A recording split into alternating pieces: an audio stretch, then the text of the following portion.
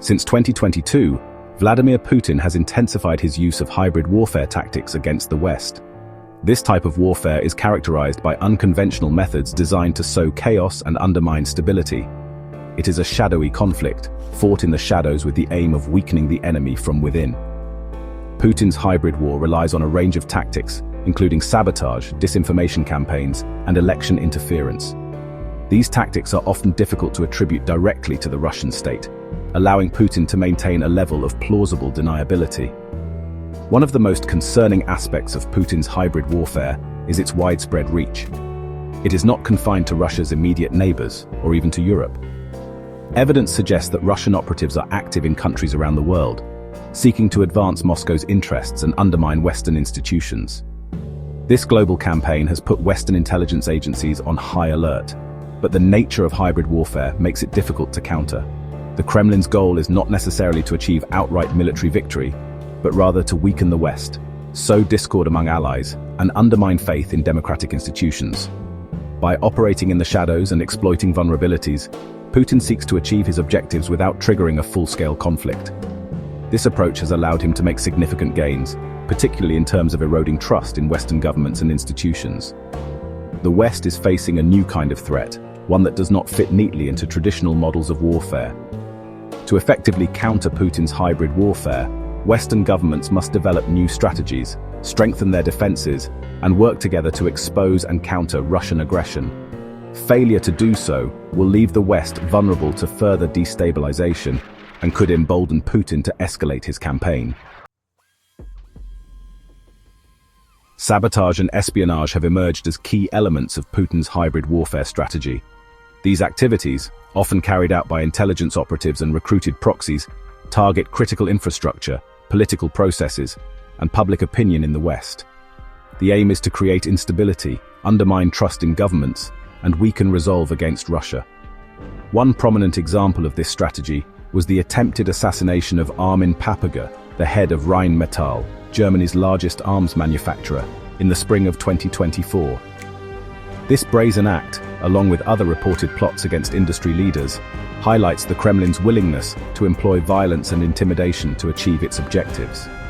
Russia's recruitment tactics for these operations often involve criminal gangs, disaffected youth, and migrants. By using social media and other online platforms, Russian operatives can identify and exploit vulnerable individuals, often without their full knowledge of the ultimate beneficiary of their actions. This approach makes it more difficult to trace attacks back to the Russian state, adding to the complexity of responding to these threats. Beyond physical attacks, Russia heavily invests in disinformation campaigns to manipulate public opinion and sow discord within and between Western nations. These campaigns often exploit existing social and political divisions, amplifying controversial narratives and spreading false information through social media, online forums, and even traditional media outlets. By creating an atmosphere of distrust and confusion, Russia aims to weaken Western unity and undermine support for policies that run counter to its interests. Donald Trump's re-election in 2024 and his subsequent pursuit of closer ties with Vladimir Putin have significantly altered the geopolitical landscape. Trump's foreign policy, characterized by a distrust of traditional alliances and a willingness to engage with authoritarian leaders, has raised concerns among Western allies about the United States' commitment to countering Russian aggression. Despite escalating evidence of Russia's malign activities, Trump has repeatedly downplayed the threat posed by Moscow. He has expressed admiration for Putin's leadership and even questioned the findings of his own intelligence agencies regarding Russian interference in US elections. This stance has created a rift between the White House and the intelligence community, making it more difficult to forge a coherent response to Russian hybrid warfare. Trump's approach has also emboldened Putin, who sees an opportunity to exploit divisions within the West and advance his own agenda. The Kremlin has responded to Trump's overtures with a mix of skepticism and opportunism. While Russian officials have welcomed the prospect of improved relations with the United States, they remain deeply distrustful of American intentions and view any thaw in relations as temporary. The combination of Putin's aggressive hybrid warfare strategy and Trump's accommodating stance has created a dangerous situation. the West is now more divided and less prepared to confront the challenges posed by a resurgent Russia. This situation demands a renewed commitment to transatlantic unity and a clear-eyed assessment of the threats facing the West. The West's response to Putin's hybrid warfare has been largely inadequate. While there have been some efforts to strengthen defenses and counter disinformation, these measures have been insufficient to deter Russian aggression. The lack of a cohesive and robust response can be attributed to several factors, including complacency, political divisions, and a reluctance to escalate tensions with Russia. One of the main challenges in countering hybrid warfare is the difficulty in attributing attacks to specific actors. Russia is adept at operating in the shadows, using proxies and deniable methods to sow chaos and undermine its adversaries. This makes it challenging for Western governments to respond decisively without risking escalation or appearing heavy-handed. Furthermore, the transnational nature of hybrid warfare poses a significant hurdle.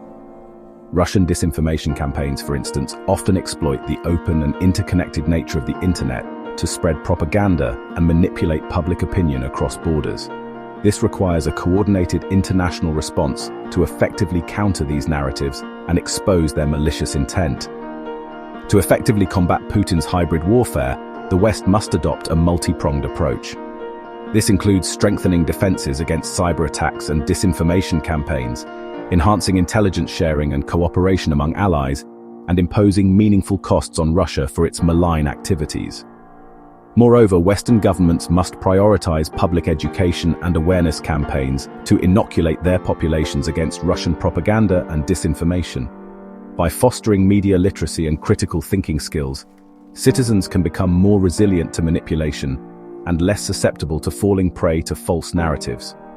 The threat posed by Putin's hybrid warfare is real and growing. It is a threat that demands a united and resolute response from the West. Failure to act decisively will only embolden Putin and further erode the rules-based international order.